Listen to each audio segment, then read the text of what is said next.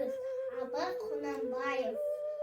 Сұрт бол, түсі суық, қаптайды асқан, күз болып дымқыл тұман жерді басқан. Білмеймін той ғамына, тоңғамына, жылқы ойнап, еге қашқан, тай жарысқан. Жасыл шөп, бәйшешек жоқ, бұрынғыдай. Жастар күлмеп, жүгірмеп, бала шулайды. Қайыршы шал кемпірдей түсі кетіп, жапырағына айыр маған құрай.